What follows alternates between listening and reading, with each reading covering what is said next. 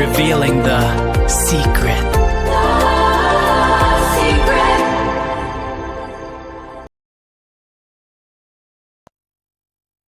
தமிழ் நெஞ்சங்களுக்கு வணக்கம். இன்று புதிதாக ஆரம்பிக்க உள்ள இந்த சேனலுக்கு பெயர் ரகசியம் என்று பெயர் வச்சிருக்கிறோம். வாழ்க்கையில நிறைய விஷயங்களை நம்ம தெரிஞ்சுக்காமலே ஏனோ தானோ என்று வாழ்ந்துகிட்டு இருக்கிறோம். வாழ்க்கையில நிறைய ரகசியங்கள் புதைஞ்சு கிடக்குது. அது நம்முடைய முன்னோர்கள் காலத்துல காரணம் சொல்லாம நமக்கு சொல்லி கொடுத்து சின்ன குழந்தையில இருந்து வளர்த்தாங்க. ஆனா இப்போ உள்ள நியூக்ளியர் ஃபேமிலியில அதுக்கெல்லாம் சான்ஸே இல்லாம போச்சு.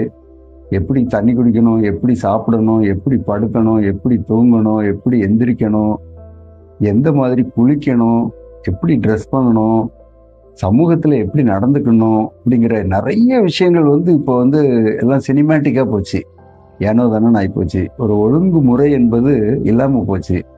அது நிறைய பிரச்சனைகளுக்கு காரணமா இருந்துகிட்டு இருக்கு. அதை நம்ம யாரும் தெரிஞ்சுக்கிறது இல்லை, அறிஞ்சுக்கிறது இல்லை. நமக்கு தெரிஞ்ச சில விஷயங்களை பொதுமக்களுக்கு சொல்லி அதை சில பேர் ஃபாலோ பண்ணி அதில் ஒரு சில பேர் லாபம் அடைஞ்சாங்க அப்படின்னா அது நமக்கு சந்தோஷம் தானே, சொல்லுங்க. அதனால தான் இந்த நிகழ்ச்சியை தொகுத்து வழங்கலாம் அப்படின்னு ஒரு பேராசையில் இதை ஆரம்பிச்சிருக்கேன். ரகசியம் அப்படின்னு இந்த சேனலுக்கு பேர் வச்சிருக்கிறேன். சப்ஸ்கிரிப்ஷன் பண்ணுங்க, ஷேர் பண்ணுங்க, கமெண்ட் பண்ணுங்க. இதில் இருக்கிற நல்லது கெட்டதுகளை நீங்கள் அலசி பாருங்க. நான் சொன்னதை மட்டும் உள்வாங்கிட்டு அப்படியே செய்யணும்னு நினைக்காதீங்க. அதனால நீங்களே இதை அலசி ஆராய்ஞ்சு பார்க்கலாம். சுய பரிசோதனை முறம் நீங்கள் பண்ணி பார்க்கலாம். எப்படி அப்படின்னாக்கா, காலையில் அதிகாலையில் சூரியன் உதயமாவதற்கு முன்னாடி நம்ம எந்திரிக்கணும். இதுதான் இயற்கை. இயற்கையில் பார்த்தீங்கன்னா பறவைகளும் சரி, மிருகங்களும் சரி, ஐந்தறிவு படைச்சது எல்லா உயிரினங்களும் சூரிய உதயத்திற்கு முன்பாகவே முழிச்சிடுறாங்க. அது மாதிரி சூரியன் மறைஞ்சதுக்கு அப்புறம் ரொம்ப நேரம் சுற்றி திரிகிறது இல்லை, ஒரு சில விதிவிலக்கை தவிர. ஆனால் மனித இனம் இரவுல தான் இப்போ எல்லா நிகழ்வுகளுமே நடந்துட்டு இருக்கு. எப்போ தூங்கணுமோ அப்போ முழிச்சிருக்கோம், ஆடுறோம், பாடுறோம், வேலை செய்கிறோம், நைட் ஷிஃப்ட் போகிறோம். இப்படி நிறைய பிரச்சனைகள் இருக்கு. இதெல்லாம் இல்லாதவங்க அட்லீஸ்ட் ஒரு ஒழுங்குமுறையை நம்ம கடைப்பிடிக்கலாம் இல்லையா? அதனால பார்த்தீங்கன்னா காலையில் அதிகாலை 4:33 எந்திரிக்கணும். முறைப்படி பார்த்தா 4:33 எந்திரிச்சாச்சு அப்படின்னாக்கா அந்த முகூர்த்த வேலையில நம்ம முழிச்சிட்டோம் அப்படின்னா நமக்கு உடல் ஆரோக்கியம் மிக பலமாக இருக்கும். நிறைய அதில் பலன்கள் இருக்கு. அதை ஒன்றுனா உங்களுக்கு விளக்கி சொல்கிறேன்னா, இனி வருங்காலத்தில் நிறைய ப்ராக்டிசஸ் இருக்குது. சின்ன சின்ன விஷயங்கள் தான். அதை சிம்பிளாக பண்ணலாம். ரொம்ப கடினமாக பண்ணி அவ்வளோ கஷ்டப்பட்டு நீங்கள் பிரச்சனைக்குள்ளே ஆளாகணும் அப்படிங்கிற அவசியமே இல்லை.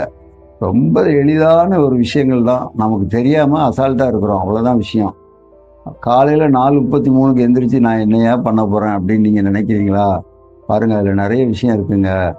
காலையில் கரெக்டாக 4:33 எந்திரிச்சு நீங்கள் முகத்தை கழுவி, ஏன்னா முதல்ல எந்திரிக்கும் போதே நீங்கள் தெய்வத்துக்கு, உங்களுக்கு பிடிச்ச தெய்வம் எந்த தெய்வமாக இருந்தாலும் சரி, உங்கள் தெய்வத்துக்கு நன்றி சொல்லுங்க.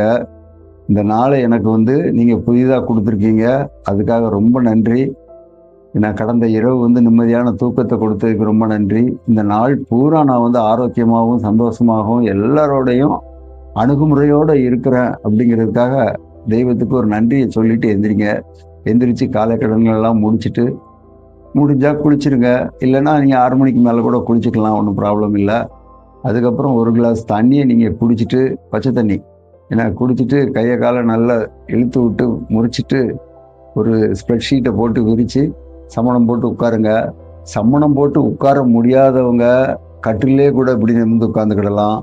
கட்டிலே உட்கார்ந்தே இருக்க முடியாதவங்க படுத்து கூட செய்யலாம், அதில் தப்பு கிடையாது. ஆனால் நிமிர்ந்து இருந்து செய்கிறதுக்கு அதுக்கு பலன் அதிகம்.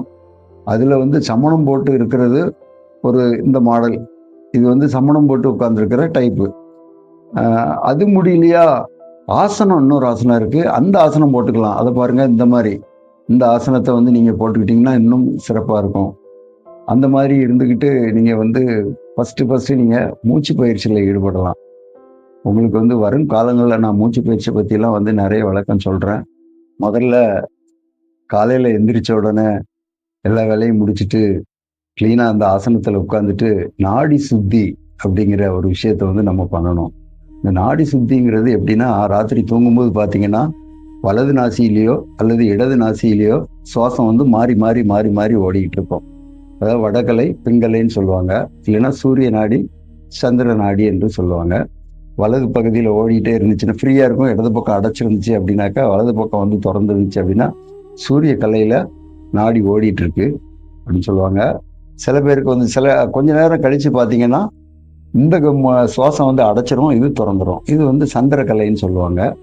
இந்த ஒவ்வொரு கலையிலையும் ஒவ்வொரு விதமான நிகழ்ச்சி நம்ம உடம்புக்குள்ள மாற்றங்கள் இருக்குன்னு நிறைய இருக்கு.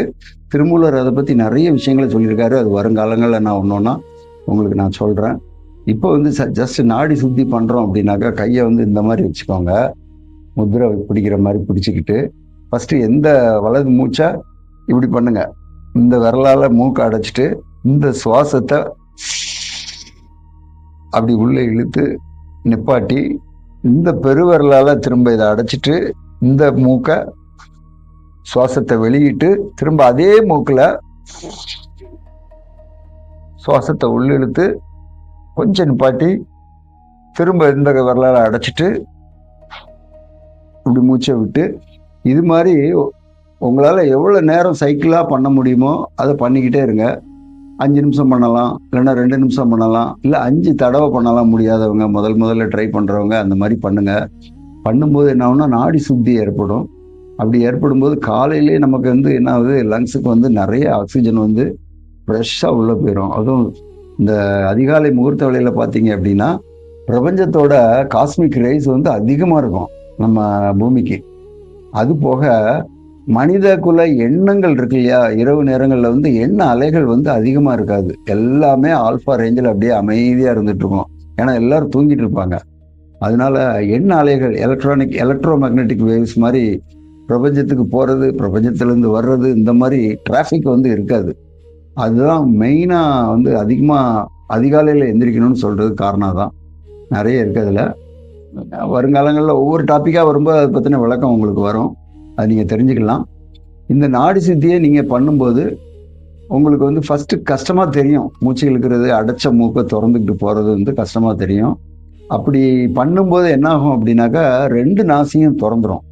புரியுதா? 2 நாசியும் திறந்துருச்சுனாக்கா, நடுநாசின்னு ஒரு சுவாசம் ஓட ஆரம்பிச்சிடும் நமக்கு. கொஞ்சம் ரிலாக்ஸ் ஆகிக்கோங்க. அப்புறம் ரிலாக்ஸ் ஆகிட்டு ஃப்ரீயா இருங்க. எந்த திங்கிங்கும் வேண்டாம். அப்படியே ரிலாக்ஸா இருங்க. பல எண்ணங்கள் ஓடும். எண்ணத்தை நீங்க வந்து கவனிக்காதீங்க. இது ஏன் இப்போ வருது அப்படின்லாம் நினைக்காதீங்க. அதை துரத்த அலையாதீங்க. அது பாட்டில் அதை கண்டுக்காத மாதிரி, அந்த எண்ணத்தை கண்டுக்காத மாதிரியே இருந்துக்கிட்டோம் அப்படின்னா, அந்த எண்ணம் காணாம போயிடும் நம்மகிட்ட. அது காரணம் என்ன அப்படின்னா, நம்ம மனசு அடங்கும். மனசு அடங்கி ஒரு ஆல்ஃபா ஃப்ரீக்குவன்சி ரேஞ்சுக்கு வந்துட்டு அப்படின்னா மனம் ரொம்ப அமைதியா இருக்கும். இன்னும் 2 பயிற்சி இருக்கு, மூச்சு பயிற்சி இருக்கு. அப்புறம் சக்கர தியானம்னு இருக்கு. காலையில பண்ண வேண்டியதுதான். ரொம்ப அருமையான தியானம் சக்கர தியானம்லாம் வந்து.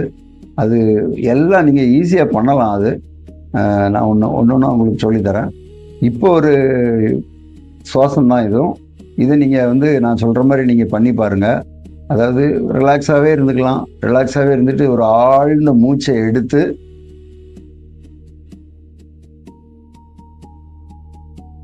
இது வந்து இந்த சுவாச பயிற்சிக்கு ஒரு ஒரு ஒழுக்க முறை இருக்கு.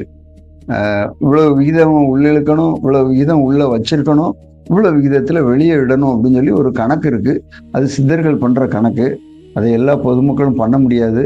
முடிஞ்ச அளவு நம்ம வந்து இதை பண்ணணும் அப்படின்னா, நம்மளுடைய சுவாச மண்டலம், நரம்பு மண்டலம், ரத்த ஓட்டம், இந்த 3மே வந்து சீராகிறதுக்கு ரொம்ப ஹெல்ப்ஃபுல்லா இருக்குங்க. அது மட்டும் இல்லை, நீங்க வெறும் சுவாசத்தை எழுதிங்கன்னா உங்க எண்ணம் வந்து எங்கேயாவது பார்த்து ஓடிட்டு இருக்கும்.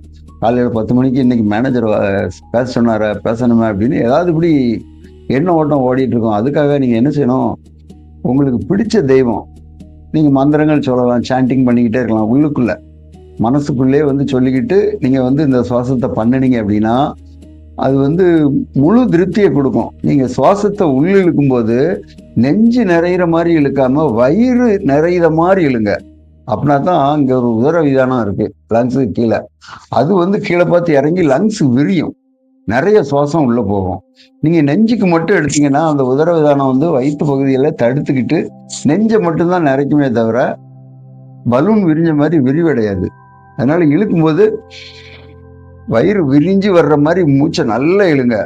அப்படி இழுக்கும் போதே நீங்க ஹிந்துவா இருந்தா சிவ சிவ சிவ சிவ சிவ சிவ சிவ சிவன் மனசுக்குள்ள நினைச்சுக்கிட்டே நீங்க இழுக்கலாம். இழுக்கும்போது இந்த சிவனோட மந்திரம், இந்த சாண்டிங்கும் வந்து நம்ம சுவாசத்தோட சேர்ந்து உயிர் சக்தியா போகும் அப்படின்னு சித்தர்கள் சொல்லியிருக்காங்க.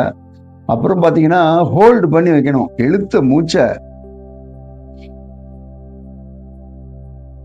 இப்படி ஹோல்டு பண்ணி வைக்கணும். ஹோல்டு பண்ணி வைக்கும்போது என்ன ஆகும் அப்படின்னாக்கா, எல்லாராலையும் புதுசா செய்யறவங்களுக்கு பண்ண முடியாது. ஆனா நிறைய பேருக்கு பண்ண முடியும். இந்த ஸ்மோக்கிங் பண்றவங்க எல்லாம் கொஞ்சம் கஷ்டப்படுவாங்க. ஆனா ஈஸியா ஸ்மோக்கிங்கை விட்டுறலாம். இதை பண்ணினீங்கன்னா, இந்த பயிற்சி பண்ணீங்கன்னா ஸ்மோக்கிங்கை வந்து ஈஸியா விட்டுறலாம். நீங்க உள்ள வந்து வச்சிருக்கும் போது மீண்டும் நம்ம எண்ணத்தை வந்து கட்டுப்படுத்துறதுக்கு நீங்க இந்த பஞ்சாட்சர மந்திரம் சொல்லலாம்.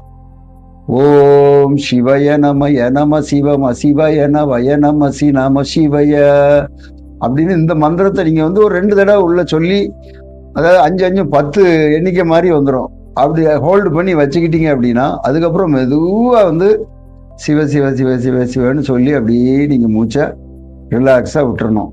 இந்த மெதுவா விட முடியாது எல்லாராலையும். டக்குன்னு தான் மூச்சு வெளியே போயிட்டு உள்ள இழுக்கணும் அப்படின்னு தோணும். அப்படி உங்களுக்கு கஷ்டம் இருந்துச்சு அப்படின்னாக்கா நீங்க வந்து ரிலாக்ஸ் பண்ணிருங்க. அப்புறம் ஒரு மூச்சை ஃப்ரீயா எடுத்துக்கிட்டு விட்டுட்டு ரிலாக்ஸ் பண்ணிட்டு மீண்டும் அதை மாதிரியே ஆரம்பிங்க. இது வந்து ஆரம்பத்துல கொஞ்சம் கஷ்டமா தெரிஞ்சாலும் போக போக ரொம்ப அருமையா இருக்குங்க. இது வந்து இந்துக்கள் மட்டும்தான் பண்ணணுங்கிறது கிடையாது. இஸ்லாமியர்கள் பண்ணலாம், கிறிஸ்தவர்கள் பண்ணலாம். ஏன்னா இஸ்லாமியர்கள் வந்து அவங்களுக்கு சொல்லக்கூடிய மந்திரங்கள் கண்டிப்பா இருக்கும். லா இலாஹே இல்லல்லாஹே முஹம்மது ரசூலுல்லாஹே அப்படிங்கிற சாண்டிங்கை வந்து அவங்க மனசுக்குள்ளேயே சொல்லிக்கிட்டே அப்படியே ஹோல்ட் பண்ணி வச்சிருக்கலாம் இல்லைங்களா? முருக பக்தரா இருந்தா சரவண பவ ரவண பவச அந்த மாதிரி அதை வந்து அந்த சாண்டிங்கை வந்து சொல்லலாம். இப்படி உங்களுக்கு எது பிடிச்சிருக்கோ அதை வந்து நீங்க மனசுல ஹோல்ட் பண்ணி வச்சுக்கிட்டீங்கன்னா உங்க மனம் வந்து வெளியே ஓடாது. கேட்டீங்களா? இந்த ஹோல்டு வச்சிருக்கும் போது, நெஞ்சு நிறைய சுவாசத்தை வச்சிருக்கும் போது என்ன நடக்கும் உடம்புக்குள்ள அப்படின்னா, எல்லா அந்த 72,000 நாடி நரம்புகளும் அப்படி ஒரு டென்ஷன் முறைக்கு போகும். ஏன்னா ப்ரெஷர் ஹோல்டாகி இருக்கிறதுனால. அப்படி போகும்போது நுண் துளைகள் எல்லாமே திறக்கப்பட்டு ரத்த ஓட்டங்கள் கடைசி வரைக்கும் போகும். அப்படி போறதுனால என்ன ஆகும் அப்படின்னா, எல்லா இடத்துல இருக்கக்கூடிய செல்களுக்கும் ரத்த ஓட்டம் சீரா பரவி ஒரு புத்துணர்ச்சி வந்து உடம்புக்கு வந்து கிடைக்கும். நீங்களே அதை உணரலாம். அப்படியே ஒரு எலக்ட்ரிக் ஷாக் இருந்தா எப்படி உடம்பு வந்து ஜில்லுன்னு ஆகும், அந்த மாதிரி ஒரு உணர்வுக்குள்ள நீங்க வரலாம். இதை மாதிரி நீங்க வந்து ஒரு 10 தடவை இல்ல முடியலையா 5 தடவை பண்ணுங்க. அது போக போக போக உங்களுக்கே தெரிஞ்சிடும் அதனுடைய பலன் என்னவா இருக்குன்ட்டு. பண்ணினீங்கன்னா உங்களுக்கு காலையில நான் சொல்றது இதை பண்ணிட்டீங்க அப்படின்னாக்கா உங்களுக்கு ரொம்ப திருப்தியா இருக்கும். அடுத்தல பாத்தீங்கன்னா நம்ம உடம்புல வந்து 7 சக்கரங்கள் இருக்கு. சக்கர தியானம்னு சொல்லுவாங்க. இதை வீடியோவோட டைம் வந்து அதிகமாகிறதுனால இதை இதோட முடிச்சுக்குவோம்.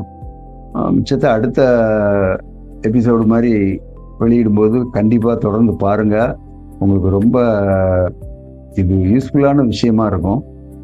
நன்றி, வணக்கம்.